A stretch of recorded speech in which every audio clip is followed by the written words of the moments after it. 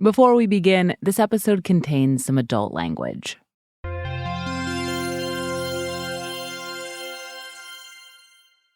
You know one when you hear one. Bazinga. I'm talking about a catchphrase. How you doing? A catchphrase is a phrase. Maybe it's just a few words. Eat my shorts. As if. Yeah, baby. Yeah. Maybe it's even a made-up word. Shazanya. It could be that made-up word twice. Nanu. Or 3 times. Yada, yada, yada. I never heard from him again. It's often very closely associated with a performer or character. If you smell what the Rock is cooking. And it catches on seemingly everywhere. Go ahead. Make my day. Not only do people recognize a phrase like this, they use it. And I have only one thing to say to the tax increasers. Go ahead, make my day. That's President Ronald Reagan quoting the line made famous by Clint Eastwood. It was 1985, and the famed monoculture was reaching millions of people, delivering the same snappy sound bites to all of them, and doing it so effectively that decades later, we're still swimming in catchphrases from the past. Well, don't have a cow, man. It's time for a Moo-a-Palooza, the signature event at the Wisconsin State Fair. Oh, yeah, good day to get out and scream, yabba dabba doo. It's going to be nice.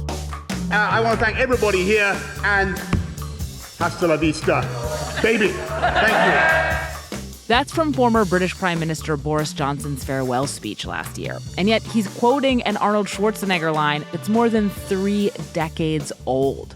Hasta la vista, baby. And it is difficult to find a recent catchphrase that's quite so recognizable. But that's not because the catchphrase is dead. It's just because it's changed. What the what? What the what? What the what? What the what?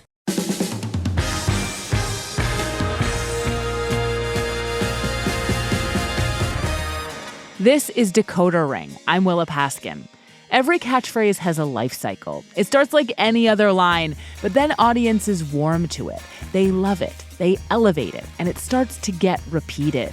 And as it does, some of the people who loved it start to roll their eyes when they hear it, even as this phrase is burrowing deeper and deeper into our collective lexicon.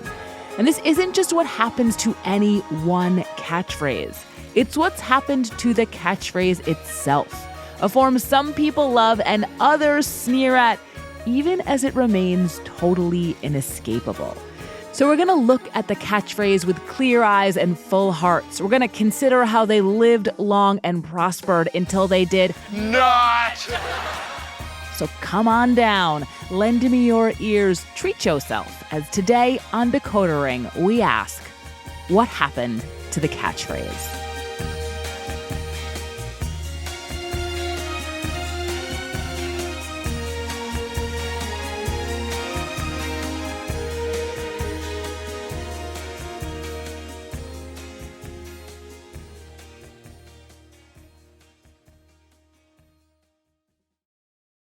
At the end of your first year, Discover credit cards automatically double all the cash back that you've earned. That's right, everything you earned doubled. All the cash back from eating at your favorite soup dumpling restaurant doubled. All the cash back from that trip where you sorta learned to snowboard also doubled. And the best part, you don't have to do anything ridiculous to get it. Nope, Discover does it automatically. Seriously, though, see terms and check it out for yourself at discover.com/match.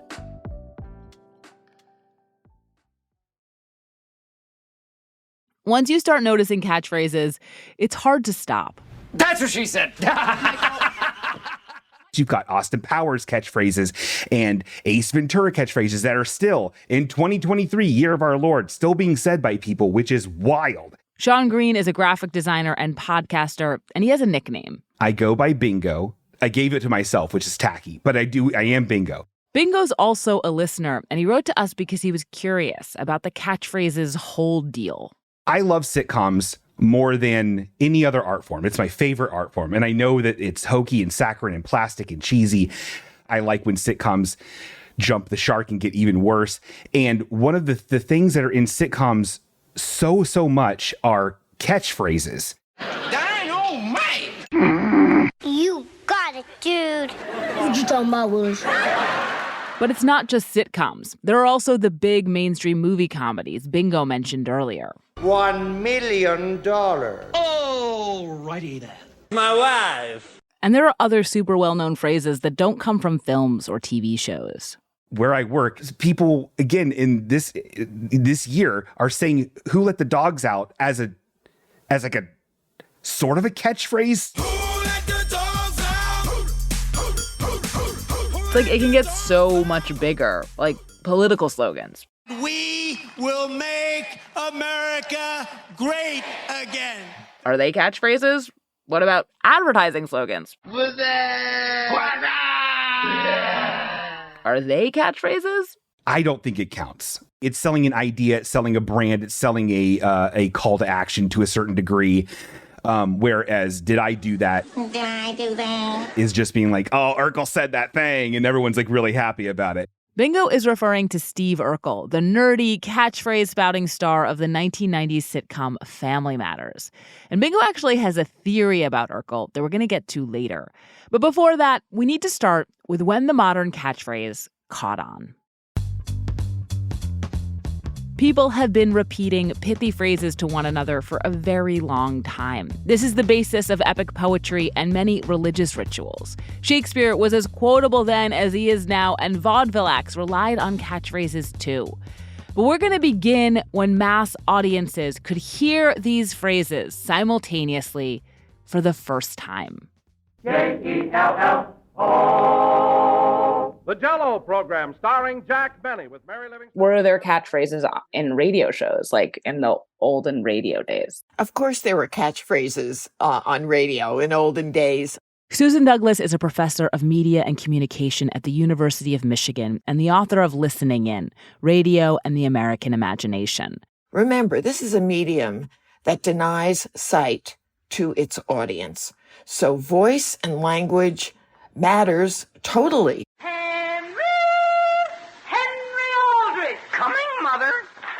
And those voices were reaching people on an unprecedented scale. Radio was such a phenomenon. By the late 1920s and early 30s, you have 40 million people sometimes listening to the same thing simultaneously.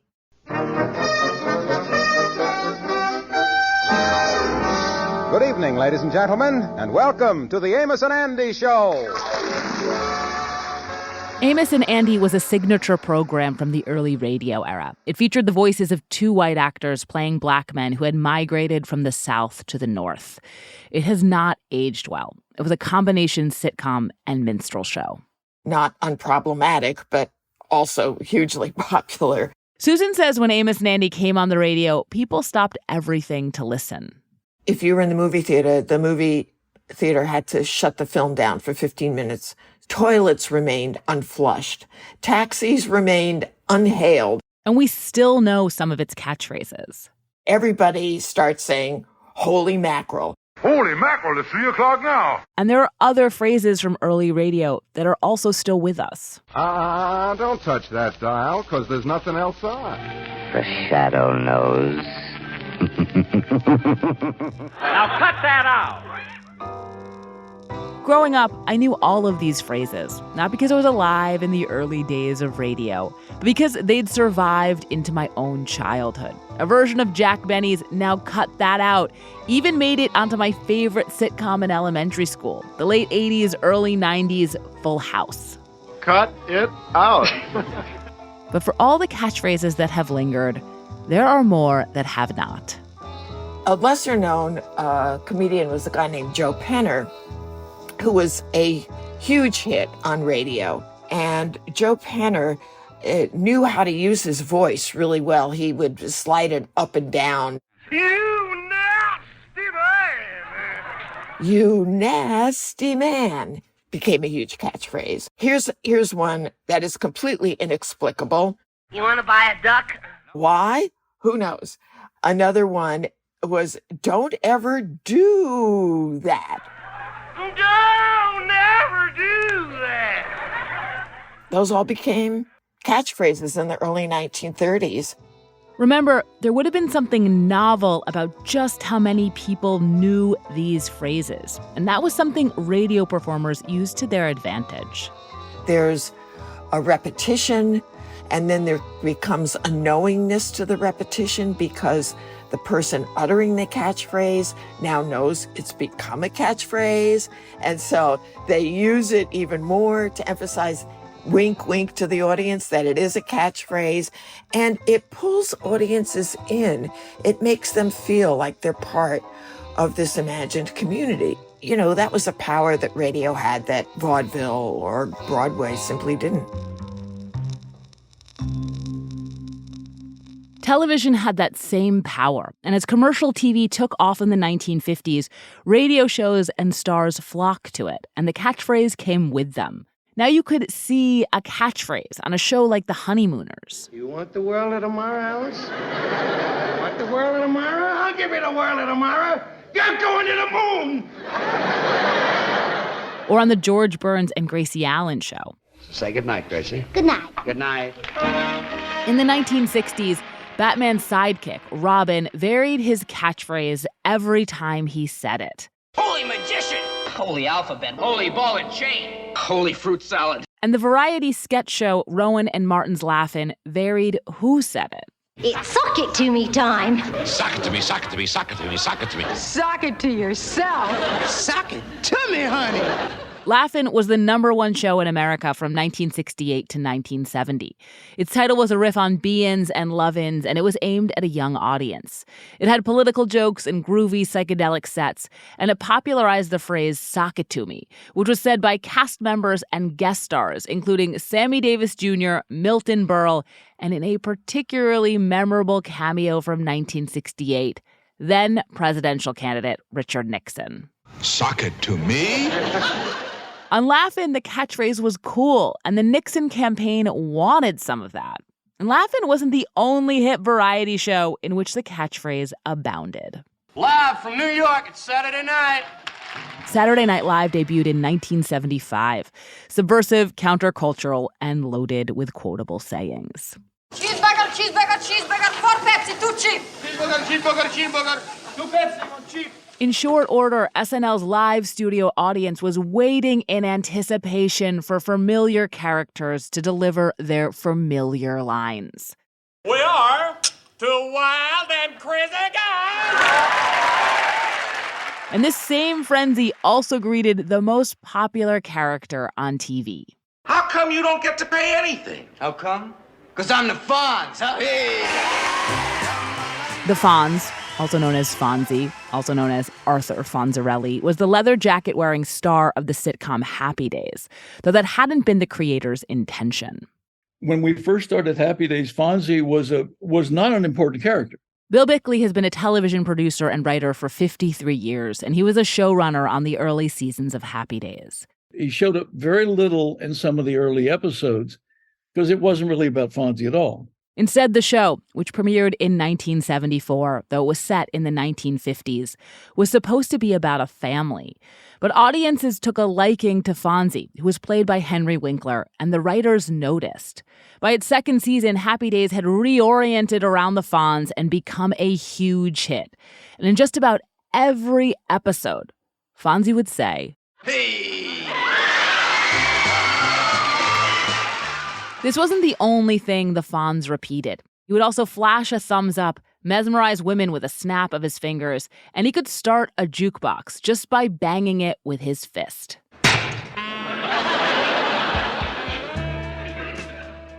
One time, he even got all the animals in a suburban backyard to quiet down. Cool it! It was taken way too far. Hey, the thumbs up. Those things started to get repeated, and it really got boring. It seems worth mentioning here that the term jump the shark, which is now regularly used to describe when a show stops being good anymore, was coined in the mid-1980s in reference to a Happy Days episode in which the Fonz water skis over a shark while wearing a tiny bathing suit and his leather jacket. In the 1980s, the catchphrase itself was jumping the shark, shedding its cool while staying extremely popular. And no one captured these highs and lows quite like the decade's most catchphrase-laden breakout character. When we come back... Got any cheese?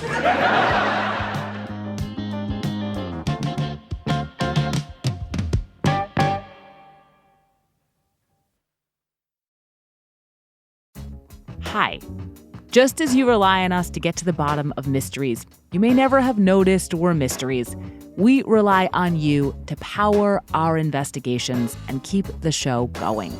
And the best way to support us is by joining Slate Plus, Slate's membership program.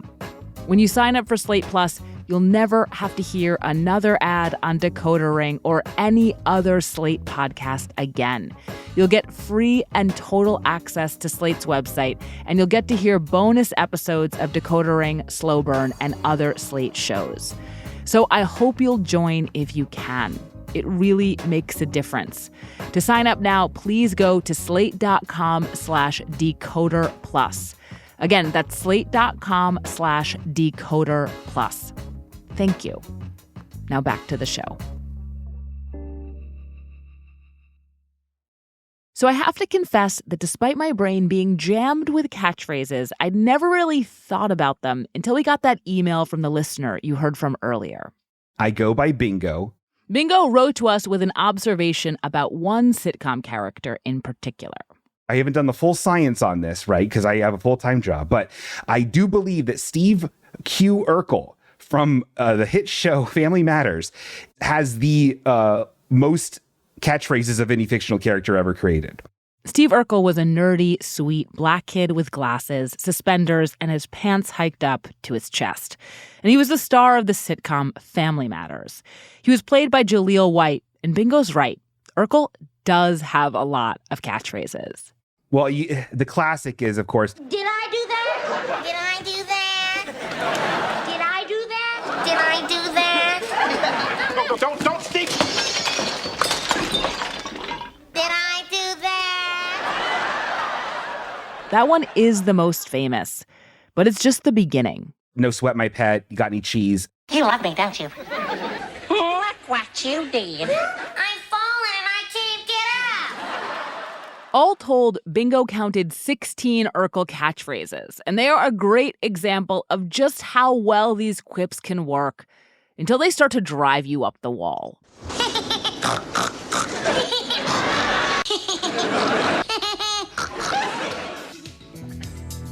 The story of Steve Urkel begins with a whole other series. The Cosby Show premiered in 1984 on NBC. It was about the Huxtables, an affluent black family, and it was not just a huge hit. It was a seismic cultural phenomenon. Soon, every TV network wanted a Cosby Show of its own. The network actually came to us and said, could you do a black family? That's Bill Bickley, the writer-producer you heard from earlier, who worked on Happy Days.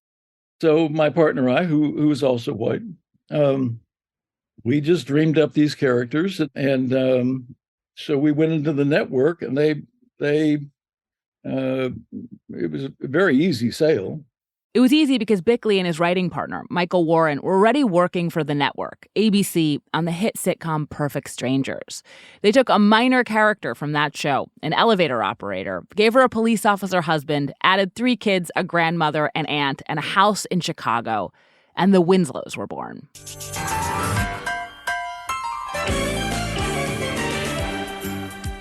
When Family Matters premiered in 1989, it wasn't a flop, but it wasn't quite a hit either. The network wasn't happy with the ratings, and the writers were struggling to figure out the characters' dynamics and what the show was really about. Jaleel White, who wasn't a part of the cast yet, actually remembers watching the show at home, and he could see it wasn't quite working. Like there was this moment when the aunt plopped down into a chair. She's exhausted, and she's like, oy vey. This is White in a 2021 interview with the rapper Talib Kweli on his People's Party podcast. They let that black woman come through the door and just say, oy vey. And so there was a lot of moments like that, and why the show wasn't even so funny. Because you had a white room writing for black people in Chicago. Midway through the first season, Bill Bickley and the show's other co-creator, neither of whom were Jewish, by the way, they actually met at church, were desperate for ideas. So they borrowed from themselves, repurposing part of an unsuccessful pilot script they'd written about a white family. It was like, okay, what if your father, meaning well, got you the worst possible date for your first dance? That was the idea. And the name of the kid who was the worst possible date? Steve Urkel. It was supposed to be a one-episode part, but then Jaleel White came in for the audition. It's Jaleel White that actually invented the character of Steve Urkel. His father was a dentist. He borrowed the glasses you wear to protect your eyes, and he hiked his pants up, and this kid blows us away. This kid is fantastic. So they signed a deal to make him a regular in a hurry. Urkel debuted in the 12th episode of Family Matters. Hi, Laura. I hear you can't get a date for the dance. So you want to go with me? Urkel immediately reoriented the show. The largely white writing staff finally understood what the show should be about. It should be about Urkel. There was a kid who needed family and latched on to the Winslows on all levels. That was to me, that then gave us a key for the series. Now we had that thing that could really drive the show. Now, as far as my character is concerned, the thing that I always loved is Steve loved cheese, polka. He played the accordion. Everything about him was white and weird. Jaleel White again. So it made him as a character easy to write for the writers. They were excited now. Like they were hyped. Finally, we got something we can write for. And then just, now this is where I will tip my hat a little bit. Just as a credit to myself, I would find a way to inject soul and a uniqueness. With Urkel in the cast, the ratings started to climb. Jaleel White single-handedly turned Family Matters into a top 5 hit as Urkelmania swept the country. Urkel was on talk shows and award shows. Ladies and gentlemen, here is the reason that ABC's stock soared 12 points in the last quarter. He inspired an episode of The Simpsons in which Bart rockets to fame on the back of an Urkel-esque catchphrase. I didn't do it. And meanwhile, Urkel's own catchphrases kept coming. Wow, Mama! Steve, shh. I'm wearing you down, baby. I'm wearing you down. I don't have to take this. I'm going home. I'm going home. I'm going home. And a number of them even ended up being used for an Urkel doll. He's got my looks, my laugh, my voice, and all. Can I do that? So if you can't have me, get the next best thing. Talking Urkel. I just pulled my strings. This was all familiar territory for Family Matters co-creator Bill Bickley. What had happened with Fonzie on Happy Days was happening all over again with Urkel. I've got a Steve Urkel doll over there. He keeps saying these things and haunts me. Bill would actually cut Urkel's catchphrases out of scripts or try to bargain and say, do them twice, not 3 times. It was a losing battle. The network latches on to shit like this. It wasn't just the network, though. I would laugh so hard, like like when the laughter is like you don't have any control over the laugh, it just comes out. Kenny Lucas is one half of the comedy duo The Lucas Brothers, and he and his brother Keith were around 6 or 7 when Urkelmania hit its peak. It was perfect timing for us. If we had been a little older, I don't think we would have appreciated the silliness of Urkel. Urkel did get very silly. Over its 9-season run, Family Matters had Urkel clone himself, get a suave doppelganger named Stefan Urkel, and go to space. It was weird. The Lucas brothers' own comedy can also be surreal, and they count Urkel as an influence. They even did a sketch about him in 2014, spoofing the writers who fatefully retooled Family Matters. Okay, all right, fine. If they want to cancel our show after 11 episodes, then I say let's go down in flames. Yeah. Wait, what y'all got in mind? Look, I was thinking, right? What about a black nerd? But there aren't black nerds. No, duh, that's the point, man. So when we add one to this TV show, it'll be so terrible, every executive will lose their jobs too. What? I'm curious what, both as viewers of Family Matters, but also as comedians, you make of, like, the catchphrase. Oh, did I do that? I mean, iconic. and existential, you know? It's like, yeah, of course he did it. But it's like he still poses the question. And it hits every time. Right. But like you think, like, you were watching, like, episode 163 and, like, the tail end of season 8. I'll be honest, I stopped watching after season 7. Like, this is ridiculous. After a while, yeah, you're like, all right, the catchphrase isn't working anymore. For some, it had never worked. I just didn't like Urkel. William Evans is a writer and also the co-creator of the website and book Black Nerd Problems. When there are few at the time, when you see these images of yourself in media, there kind of is this instant, you know, am I like this person? Do I know someone like this person kind of a thing? And I just remember watching that, like, don't nobody know who this like, who, what? Why am I dealing with Urkel? Urkel's peak popularity came in the early 1990s when gangster rap was on the radio and the LA riots were in the news. And William thinks that has something to do with the character's appeal. I think Urkel in itself becoming so popular was really indicative of how thirsty folks were to see a Black caricature that was not threatening, that was quote unquote cute and adorable. No sweat, my pet. Even with all his qualms, you should know, William sometimes watched Family Matters. It was inescapable, though less and less as it went on. Yeah, I got to a point where I was like, I'm good. I'm good. By the time Family Matters ended in 1998, after 215 episodes, Jaleel White was pretty sick of it too. He is much more measured about it now, but he once said to a reporter, "If you ever see me do that character again, take me out and put a bullet in my head." The catchphrase had helped make Urkel, but now everyone just wanted to get as far from the character and his quips as possible. When we come back, that feeling about catchphrases carries into the new millennium.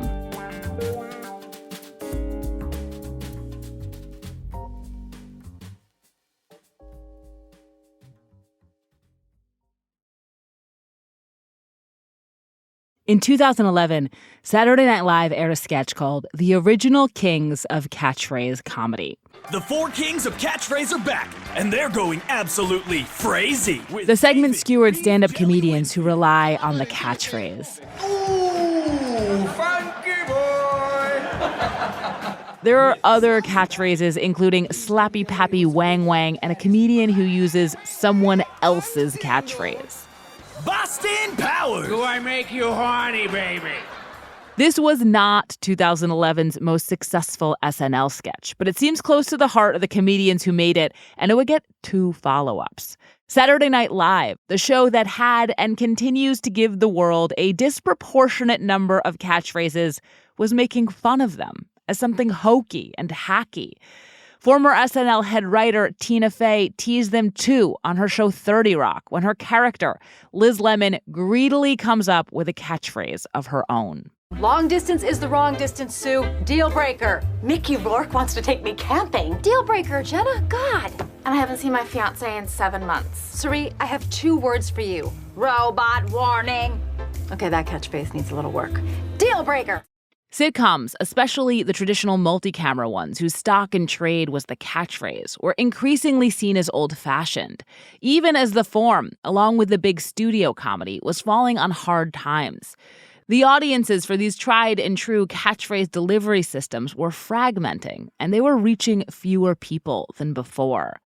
Catchphrases do sometimes still come from scripted entertainment. This is the way. This is the way. May the odds be ever in your favor. Winter is coming. Cool. But comedies in particular supply them far less often than they used to. And if you think that means we've stopped saying the same things, that's not quite right either. A couple of years ago, some pictures of a whiteboard crammed with writing started making their way around the internet. The board is like a 3x4 whiteboard, just listing every line that you've heard repeated for the last 20 years. Anders Holm is an actor, writer, and co-creator of the comedy Workaholics, about a group of friends who work and live together. It ran for 7 seasons on Comedy Central, and the whiteboard is a creation of its writer's room. I think we had planned to do a teaser that was going to be exclusively these jokes. And it was going to be like a 2-minute machine gun of nailed it. He's right behind me, isn't he? I didn't not fart. Are you having a stroke? Why are you whispering? Random. 0 fucks given. I just peed a little. I think I just peed a little. I think I just peed a little. Like all the ones that we know and they're good. And when you hear them the first time, you go, whoa, she threw up in her mouth a little bit. Hilarious visual. But then when like it's been 10 years and somebody at Target says that to you after they like hold up a bag of rotten apples or whatever, then you go, do they know that's from Dodgeball? I said we should date sometime, socially. Go out and kick it. Are you okay? I'm fine. I just threw up in my mouth a little bit. The famous catchphrases of the past tended to be closely associated with the people flogging them. A comedian, a character, a comedy that repeated them over and over. But now they're often untethered, which actually makes them easier for other professionals to use. The Workaholics team didn't end up making that teaser, but they kept compiling these kinds of jokes. Eventually, they had so many, they had to start a second whiteboard, over 100. And to be clear, it's not exactly that Anders and the other writers dislike these phrases. They just have a sense of professional pride when it comes to using these jokes in their own show. They are funny, but they're not surprising anymore, right? And surprise is part of comedy. When we meet somebody new, like a new actor, and we've never seen their sensibility before, it's like shocking how funny they are.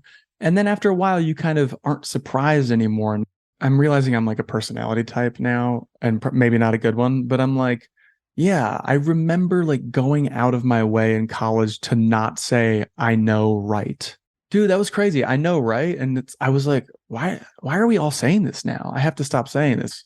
As befits someone who pays this much attention to language, Anders and the other writers wanted to come up with catchphrases of their own. We were like, let's see what's like the craziest thing we could say and see if like people will start saying it on the street. That, my friend, is totally loose butthole. Excuse me? This entire outfit is completely tight butthole. We started saying tight butthole out of like an experiment. And tight butthole wasn't the only line that got picked up. Let's get weird! Let's get weird! Weird! That's from when Adam and Blake went to go see Weird Al at the OC Fair and started a chant, let's get weird. The National Hockey League decided to use it for a promotional campaign one season.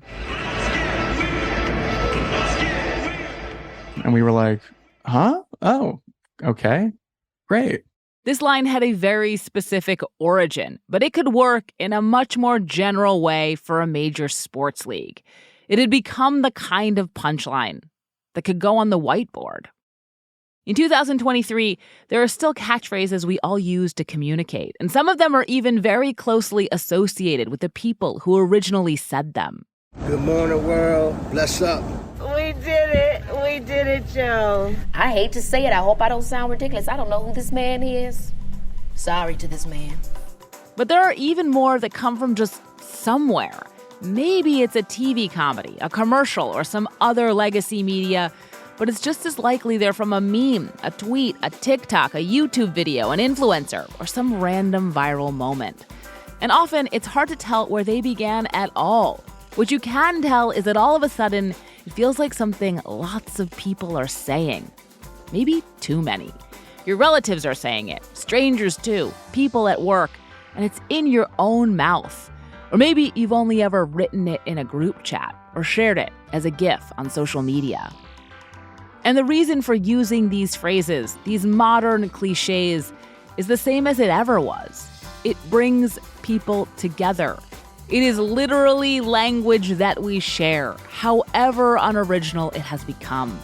And we found a way to keep sharing this kind of language even as the way we receive it has changed. It's actually kind of resourceful of us. We may not know exactly where these lines come from, but we'll take our catchphrases and the sense of community they create anywhere we can get them. Come on, Lisa, say something funny. Like what? Oh, something stupid like Bart would say. Bucka bucka or woozle wazzle, something like that. Forget it, Dad. If I ever become famous, I want it to be for something worthwhile, not because of some obnoxious fad. Obnoxious fad? Don't worry, son. You know, they said the same thing about Urkel.